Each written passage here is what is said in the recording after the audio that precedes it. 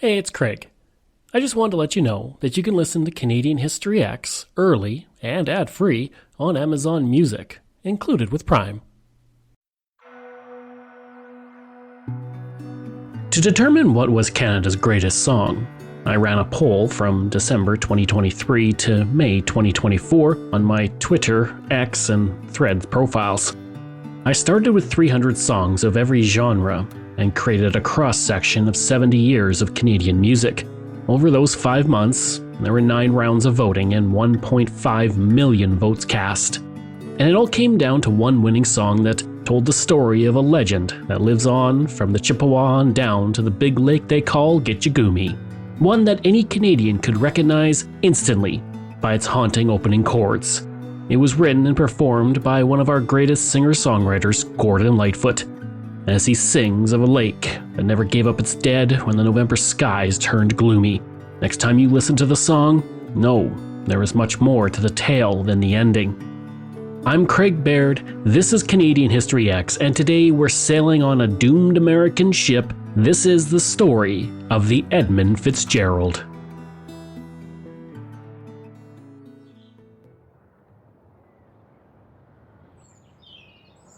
Right from the start of European exploration, the Great Lakes have always been a dangerous place for ships. The immense waters have been known to swallow ships up. And I don't mean that in an abstract or metaphorical sense either. Literally, the Great Lakes sank the first large European ship to sail on their waters. Le Griffin departed on its maiden voyage on Lake Erie on August 7, 1679, with René Robert Cavelier at the helm, and sailed to Lake Huron and Lake Michigan through mostly uncharted waters. After landing in an island near modern-day Green Bay, it loaded up with furs and sailed back towards Niagara on September 18th. The ship and its crew were never seen again. The Great Lakes had claimed their first victims, but not their last. The exact number isn't known because so many ships have simply vanished. It's estimated more than 25,000 ships have been lost on those inland seas, with 6,000 to 30,000 dead. One of the worst incidents on the Great Lakes happened in 1913. A storm with gale-force winds up to 127 kilometers an hour hit from November 7th to November 10th of that year and sank ships on 4 of the 5 lakes. 19 ships were destroyed and 19 others stranded, and $1 million in cargo was lost and more than 250 people killed. The storm remains the deadliest and most destructive natural disaster in recorded history on the lakes. Then there's the story from November 29, 1966, when the SS Daniel J. Morrill broke in half in a storm. As the surviving passengers huddled up on the bow that remained afloat, they saw in the distance another ship approaching. They believed they were about to be rescued, only to discover that it was the ship's aft section barreling towards them under the power of its ship's engines. Both sections soon sank. Only one person survived. Writer William Rattigan said that the vessel's aft section disappeared into the darkness like a great wounded beast with its head cut off. I always found that story rather unsettling. Now, if you weren't aware of the deadly nature of the Great Lakes, I don't blame you. Most would have a tough time naming a ship lost in the treacherous waters. Except for marine historians, these shipwrecks don't have the same name recognition as oceanic ones like the Titanic, the Lusitania, or the Empress of Ireland. That all being said, there is likely one ship nearly all of us, especially Canadians, can name. It is the most famous of the Great Lakes ships, due to the tragic ending of its final voyage, the Edmund Fitzgerald.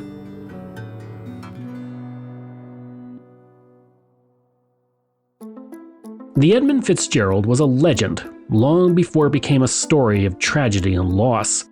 Once called the Queen of the Lakes, she was the largest ship to sail the Great Lakes when she launched in 1959, although her reign was relatively short because soon after, the SS Murray Bay set sail and exceeded her in size.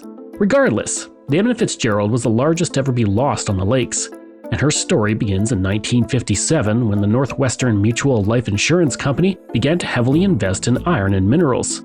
The Milwaukee-based company had been around for 100 years as an insurance company, but wanted to diversify its portfolio, which led them into shipping. It was the first life insurance company to make such an investment, and they contracted the Great Lakes Engineering Works to build a ship for transporting ore. And if they were going to have a ship, they were going to go big or go home. This new ship would feature 3 central cargo holds which were loaded through 21 watertight cargo hatches. Each of these hatches was 3.4 by 14.6 meters in size, with 7.9 millimeters thick steel. It was to be 225 meters long, 23 meters wide, and capable of carrying 26,000 long tons of cargo.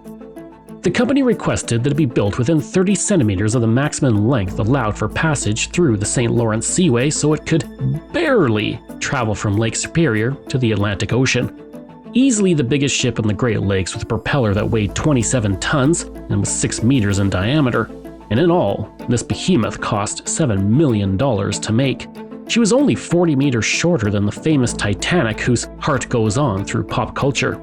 The Edmund Fitzgerald may have been an iron ore hauler, but for those who would work through the long days and nights crossing the Great Lakes, it was the lap of luxury. Employees enjoyed piled carpeting, tiled bathrooms, drapes over portholes, and leather chairs in the lounge. The galley included 2 dining rooms, and there was even air conditioning for the crew. She was given the name of Edmund Fitzgerald in honor of the president and chairperson of the board of the Northwestern Mutual Insurance Company. Now, Fitzgerald had a strong connection to the Great Lakes. His grandfather and all his great-uncles had been captains. His father had also built and repaired ships. Little did he know, his name would become synonymous with the legendary Great Lakes tragedy one day.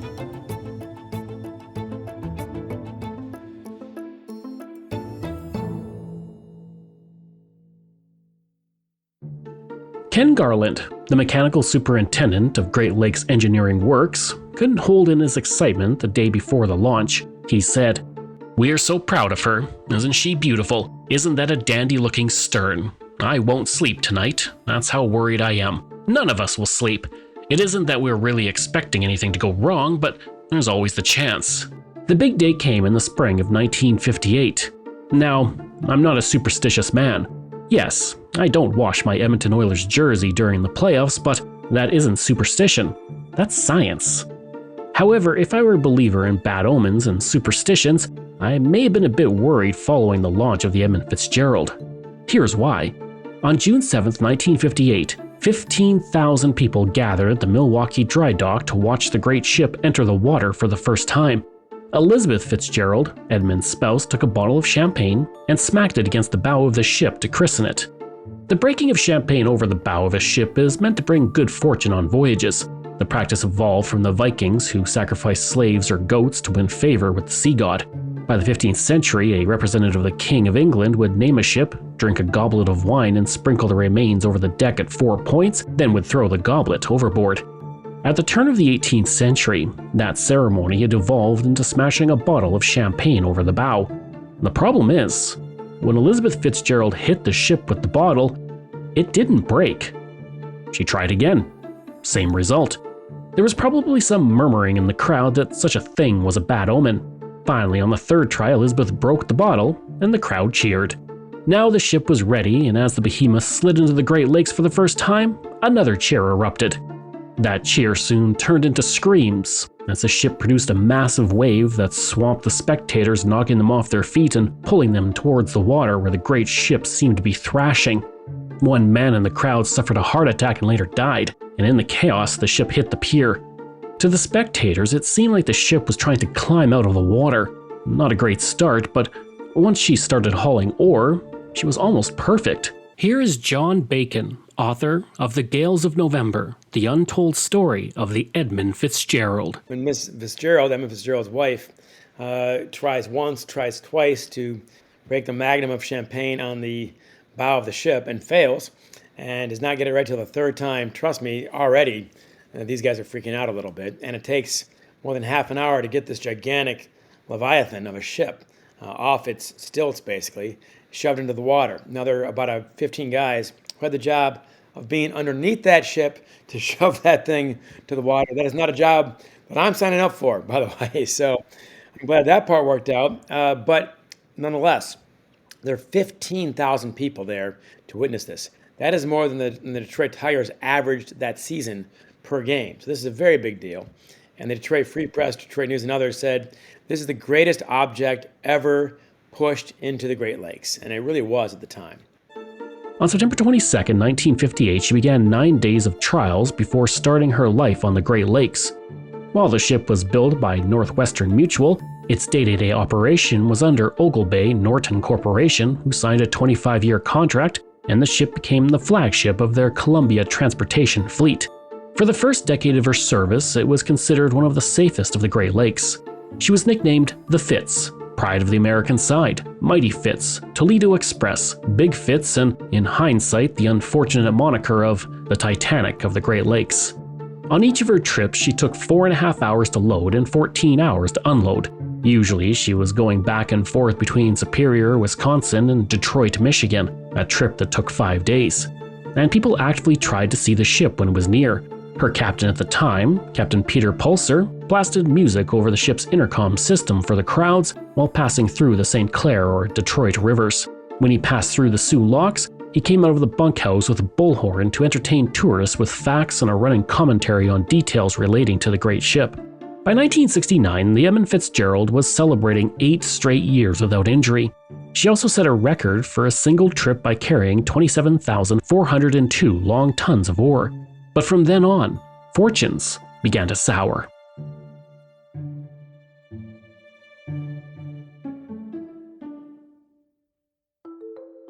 In 1969, she briefly ran aground.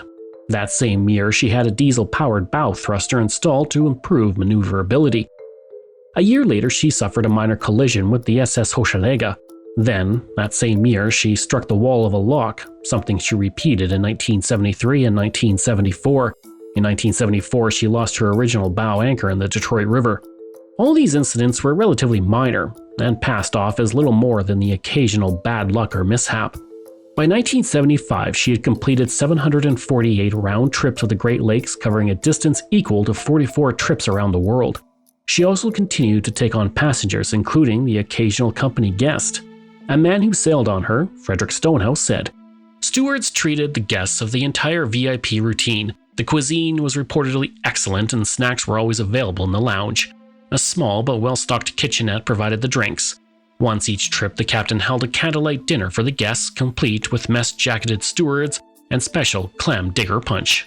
Most Great Lakes ships had about a half-century of life in them, and the Edmund Fitzgerald was barely middle-aged despite her many voyages. And as she prepared to depart on her 749th trip, the winds of fate were converging to ensure she never saw 750. In November, storms off the Great Lakes tend to be especially bad. This has been seen time and time again. On November 11, 1835, a storm led to dozens of deaths and the loss of numerous ships. The 1905 blow, a storm that raged from November 27th to 28th, destroyed or damaged 29 vessels and killed 39 people. The Great Lakes storm of 1913, which I already mentioned, killed 250. The Armistice Day blizzard of 1940 sank 3 ships lost in the storm. Storms during the 11th month of the year are known as the Witches of November, which you can hear in Lightfoot's song in the line, "'Twas the witch of November come stealin'." There's a reason these storms are so destructive. And to answer that, we need to do some meteorology. Arctic air moves down into the Rocky Mountains and the Prairie Provinces. At the same time, warm air and a lot of moisture comes up from the Gulf of Mexico. This Gulf air creates a low-pressure system that rides along the edge of the Arctic air masses. Blocked by the Rocky Mountains in the west, the low-pressure system then hitches a ride on the jet stream heading east towards the Great Lakes. The Great Lakes in November still have some warmth that late in the year, so when the low-pressure system reaches the Great Lakes, it causes storms to intensify and birth the Witches of November. These storms feature gale-force winds, blinding snow, and bitterly cold temperatures.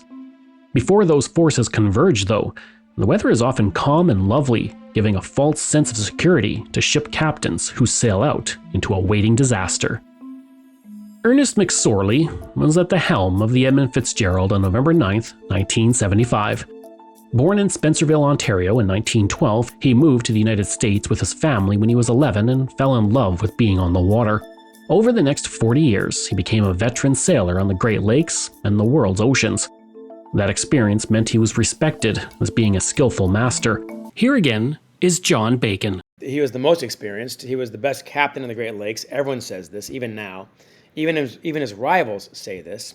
He became a captain at age 31, the youngest at the time on the Great Lakes out of 300. That gets your attention. He's now 63 years old, so more than half his life has been spent as a Great Lakes captain. That's very unusual. Everyone said he's the best in rough weather. He was the most aggressive. He almost never turned around or sought shelter, which is the company's like, of course. And a few guys told me he's the best pilot also, which means this. This guy said, I saw that man park 729 feet of steel between two gigantic freighters with 5 feet on either side at Two Harbors, Minnesota, and that man did not touch a damn thing, like he's parallel parking his pickup truck. A quiet man, he always treated those on his ship as professionals, which resulted in loyal crews. And as he stood on the ship looking out at Lake Superior, he likely thought about his upcoming retirement. Now 63, he planned to walk away at the end of the shipping season and return to his home in Ottawa Hills, Ohio, where his wife Nellie awaited. They had no children, and Nellie was in ill health, so it would be good to spend some time with her. Or at least, that was the plan. The ship was loaded with 26,116 long tons of taconite ore pellets, and the crew was eager to get going. A witch of November was expected, but the storm was predicted to pass south of Lake Superior by 7 a.m. the next day. If it did, it wouldn't pose much of a problem for the Queen of the Lakes. But as the day wore on, things took a turn. Gale warnings were issued for all of Lake Superior by 7 p.m. McSorley, an experienced captain, decided to alter his route northward to take advantage of the shelter provided by the Ontario shore. The Arthur M. Anderson would be making the same trip and was going to adopt the same strategy. And as night fell and the wind picked up, the great ship battled the waves on Lake Superior. By 1 a.m. on November 10th, McSorley was reporting winds of 96 kilometers an hour and waves up to 3 meters high. Nothing the ship couldn't handle and nothing it hadn't faced before. To be on the safe side, McSorley reduced speed, which surprised Dudley Paquette, the captain of the Wilfred Sykes, who was listening to the radio conversation between the Fitzgerald and Arthur M. Anderson. According to Dudley, McSorley said over the radio, "We're going to try for some lee from Isle Royale. You're walking away from us anyway. I can't stay with you." Just 1 hour later, at 2 a.m., the gale warning was upgraded to a storm warning as winds picked up and the waves grew. The ship struggled through the storm, but started to pull ahead of the smaller Arthur M. Anderson in their dash for the Ontario coast. The two ships hit the eye of the storm around 3 a.m., and the shifting winds dropped in speed, giving a brief respite to the two ships. The Edmund Fitzgerald continued its journey towards Ontario, but the storm was not abating. At 2 p.m. the next day, the Arthur M. Anderson reported heavy snow that reduced visibility, which caused the ship's crew to lose sight of the Edmund Fitzgerald, which was now 26 kilometers ahead of them. An hour and a half later, Captain McSorley radioed to the Arthur M. Anderson to alert him that his ship was taking on water. The Edmund Fitzgerald by this point had lost a fence railing and 2 vent covers to the ceaseless waves of Lake Superior. Taking on water, she was starting to list to the side, while 6 bilge pumps ran non-stop to discharge water from the hull. Wanting to have another ship close by in case of something happening, Captain McSorley told the Arthur M. Anderson that he would slow down so they could catch up. 40 minutes later, at 4:10 p.m., Captain McSorley once again radioed the Arthur M. Anderson, alerting that he had lost radar and needed their help to keep track of where he was, as he was now going blind into the storm.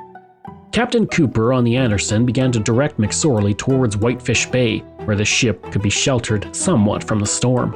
McSorley then radioed the Coast Guard to find if Whitefish Point's light and navigation beacon were operational, but he was told they were both inactive.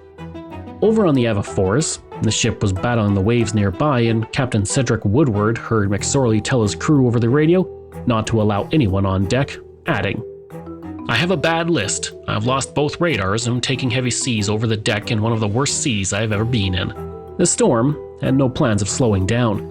Wind speeds on Lake Superior were gusting at 107 kilometers an hour, just below that of a Category 1 hurricane. Waves were between 8 and 10 meters high, slamming into ships but hitting the giant Edmund Fitzgerald especially hard.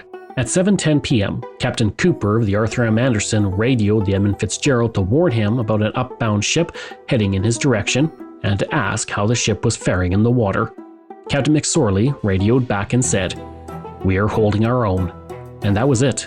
From then on, the ship would travel through the mists of time and into legend. Nothing was ever heard from the Edmund Fitzgerald, the Queen of the Lakes, ever again. 10 minutes later, Captain Cooper of the Anderson radioed back for a status update. He received no reply. He tried again. Nothing. Here again is John Bacon. Also, almost everyone believes, despite the many debates over what happened, almost everyone believes, Craig, that when it finally broke or either went under the wave, one of those two, it probably happened extremely fast, and our best evidence for that is simply the fact that McSorley did not get out an SOS call. The lifeboats were still secured where they were, the two of them. The rafts also. Only one crew that we know about is wearing a life jacket. So, I mean, that guy, if he had 10 seconds, he would have gotten out an SOS to the Anderson and others, and he failed to do so. So the strong hunch here is it happened very fast, so there's probably not a whole lot of time to be truly scared.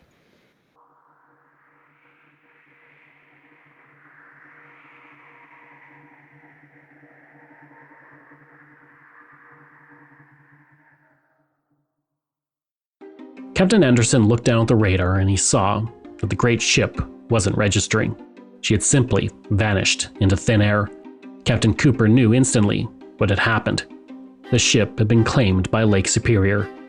He said weeks later, "The radar, the sea return, the center of the scope was just a white blob, and the Edmund Fitzgerald was disappearing into the sea." The Fitzgerald was no longer on the radar, so Captain Cooper immediately radioed a distress frequency. He contacted the upbound ship, the Nan Free, which was approaching the Fitzgerald's last known position, telling its captain that he could not pick up the Fitzgerald on radar. An hour later, at 9:03 p.m., Captain Cooper reported the ship missing to the Coast Guard. There was no way any of the smaller search and rescue vessels could handle the intense waves of the lake, so Cooper was told to take his ship and look for survivors.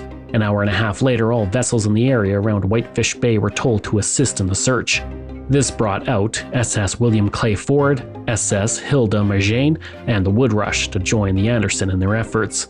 But there was no trace of the ship. And as the storm passed and the waters of Lake Superior calmed, evidence of the ship finally began to appear. For 3 days, the Canadian Coast Guard and the Ontario Provincial Police searched the beaches of Lake Superior for any trace of the ship.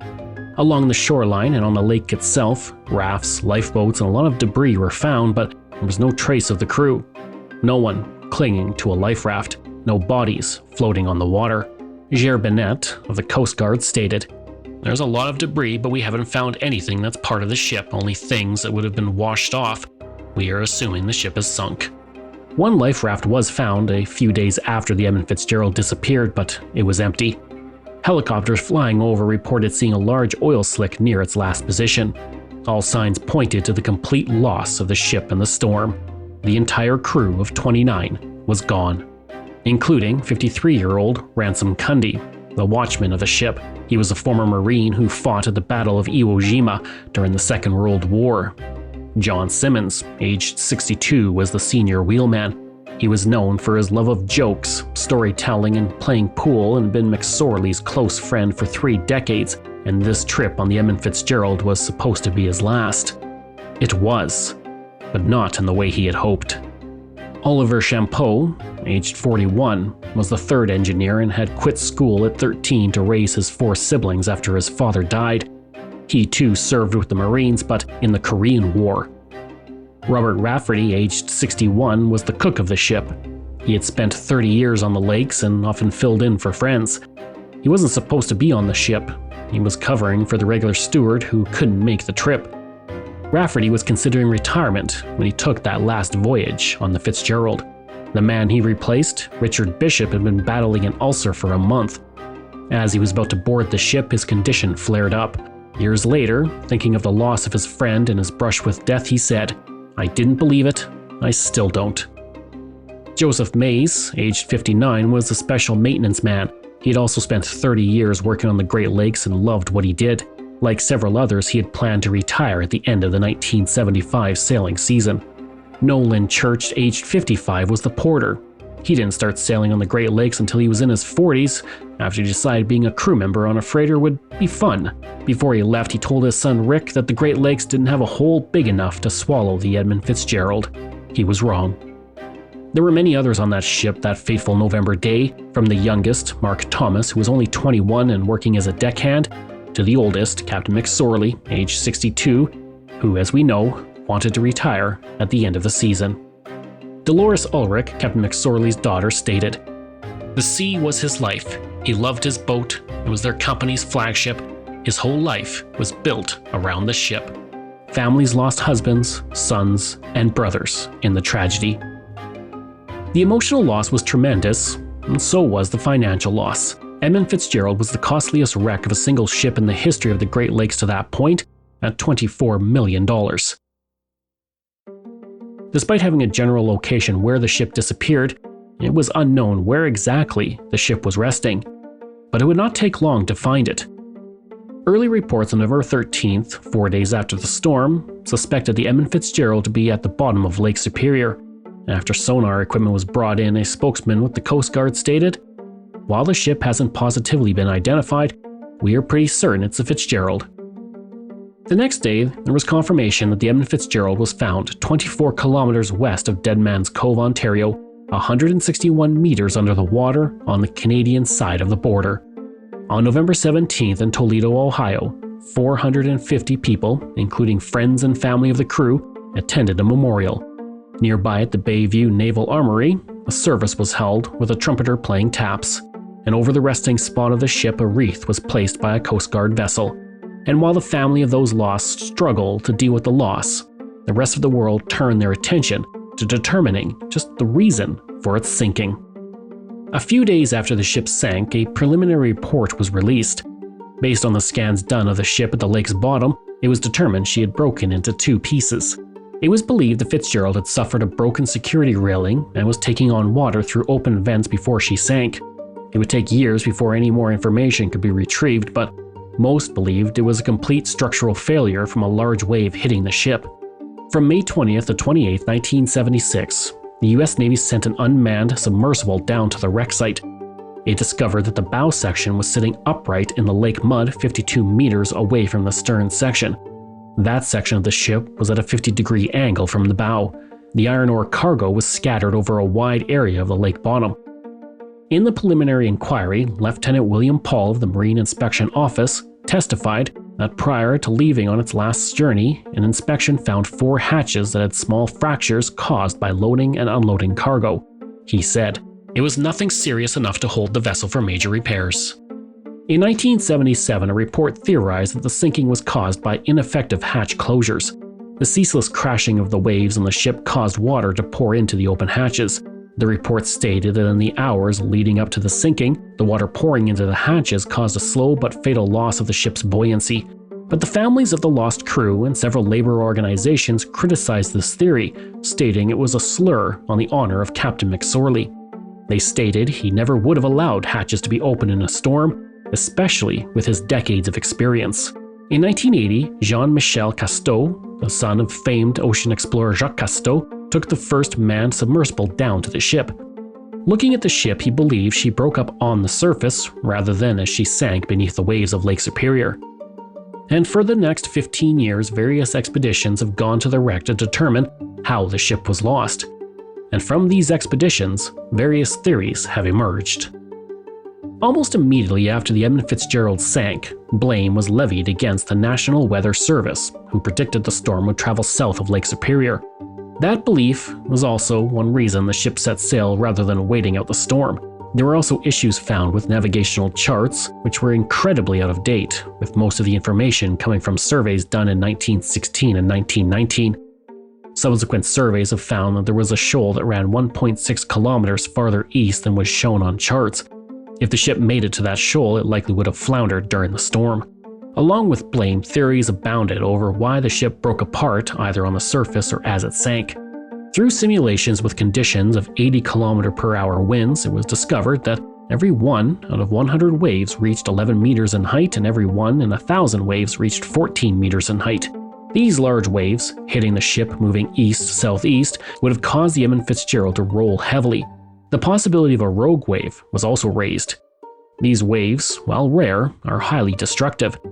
They are much higher than the other waves around them and have a history of sinking ships.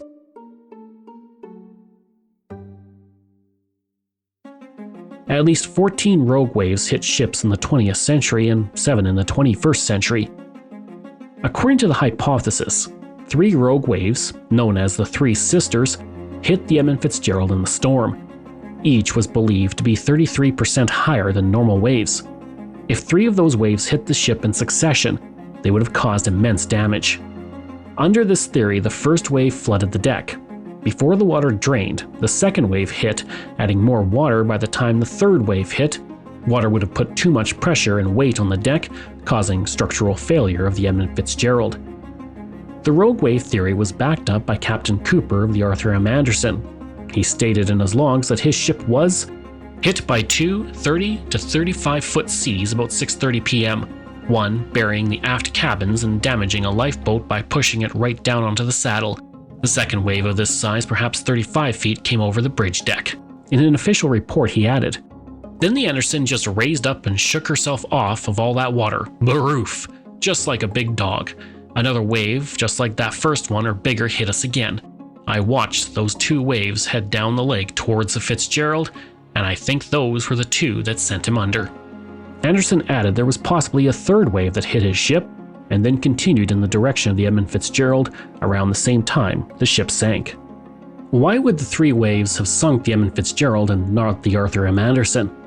Well, it comes down to the fact that the Edmund Fitzgerald was already listing heavily and moving slowly. Its position in the water relative to the waves would have also played a contributing factor to their destructive power. Further to the structural failure hypothesis, it was believed modifications to the ship's winter load line, which is where the hull of the ship meets the surface of the water, may have allowed those larger waves to cause a stress fracture in the hull. Frederick Stonehouse, a maritime historian, stated in 1989 upon viewing video of an underwater survey of the Edmund Fitzgerald that he believed after the hull fractured, the stern floated on the surface for a short time and spilled its cargo into the lake. If this was the case, the 2 halves of the ship did not sink at the same time. There were likely some of the crew on that floating half who saw the other half plunge into the depths of the lake, and they knew their part of the ship was next. Here again is John Bacon. So we now know that if you're seeing 30-foot waves on a regular basis, and they were that night, the Anderson also reported that, that if you see 10,000 waves in a day, and these guys do on these storms, you're going to have about 10 or so 40-foot waves. You're going to have 4 or 5 50-foot waves. You might have 1, 2, or 3 60-foot waves. And even Bernie Cooper himself, the captain of the Anderson, he saw the three sisters hit his ship and go beyond. And these waves don't stop, of course, as they keep on going all the way to the Fitzgerald. So he's convinced that that hit the Fitzgerald. That might have been what did it. But it's basically straws in a camel's back. And I go with John Tanner, one of my experts, who said, a ship like this goes down, it is rarely one thing. It's the worst storm of the century, it's some design flaws of the ship, it's mechanical failures that night, which they also experienced, and maybe some decisions that could have gone the other way. But he said it's the dominoes. And once the dominoes start falling, they start falling fast, and things get ugly quickly. And that's probably what happened. The families of the crew launched several lawsuits against Northwestern Mutual and its operators. 2 widows sued for $1.5 million, while an additional $2.1 million lawsuit was filed later by other families of the crew. Eventually, the company paid compensation for an undisclosed amount on condition of confidentiality, 12 months in advance of the official findings of the probable cause for the sinking. The loss of the Fitzgerald also resulted in new recommendations to shipping practices on the Great Lakes for both Canada and the United States. Survival suits were now required in crew quarters with strobe lights fixed onto life jackets so crew could be spotted easily in the water at night. In 1980, the Loran-C positioning system was implemented on ships to provide satellite positioning on the Great Lakes. This was upgraded to GPS in the 1990s. All Great Lake vessels also had to be equipped with an emergency positioning indicating radio beacon for accurate location information in the event of a disaster. The National Oceanic and Atmospheric Administration also revised its methods for predicting wave heights, while the navigational charts for Lake Superior were all updated to provide greater accuracy and detail.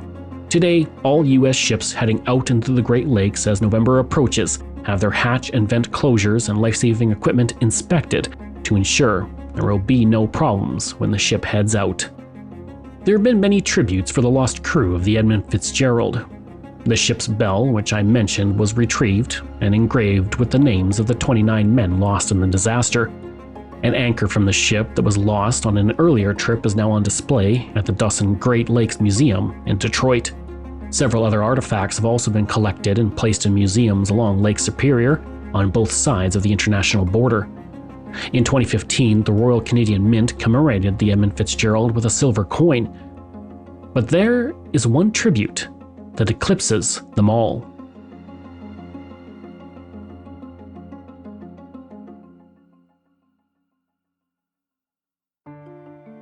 In late 1975, Canadian singer-songwriter Gordon Lightfoot was reading Newsweek when he came across the story of the Edmund Fitzgerald. Reading of the crew's death inspired him, but he also saw the ship's name had been misspelled with an O in Edmund instead of a U. Lightfoot felt this disrespected the dead, and he wanted to fix that. He put pen to paper and crafted The Wreck of the Edmund Fitzgerald. As he wrote the lyrics, Lightfoot was afraid he would get something about the disaster wrong. Agonizing over the lyrics, his friend and lead guitarist, Terry Clements, told him to do what Mark Twain would do: just tell a story. With that, Lightfoot completed the song and went to a recording studio at 48 Yorkville Avenue in Toronto to record it. That recording studio is now gone, and as that other ditty goes, they paved paradise and put up a parking lot. Lightfoot's Ode to the Fitz was released in August 1976 on the album Summertime Dream. Despite being 6 minutes long, it was a massive hit and one of the biggest Lightfoot ever had in his career. It went to number 1 in Canada on the top singles, adult contemporary, and country charts. It reached number 2 on the US Billboard Hot 100, number 9 on the Billboard Easy Listening chart, and number 1 on the US Cashbox Top 100. By the end of 1976, it was the 12th biggest song in Canada. And when Lightfoot died in May 2023, the song once again went up the charts, reaching number 20 on the US Hot Rock and Alternative Songs chart. Of all his songs, Lightfoot considered The Wreck of the Edmund Fitzgerald to be his finest. Every year, on the anniversary of the Edmund Fitzgerald sinking, the Mariners Church in Detroit rings its bell 29 times for each man lost. On May 2nd, 2023, the day after the death of Gordon Lightfoot, the bell was rung 29 times, plus one more, for the man who helped immortalize the disaster in the minds and hearts of so many.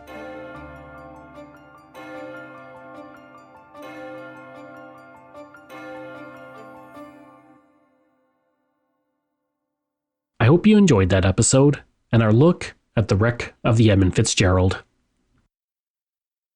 This show is researched, produced, and written by me, Craig Baird, with the help of Dila Velasquez.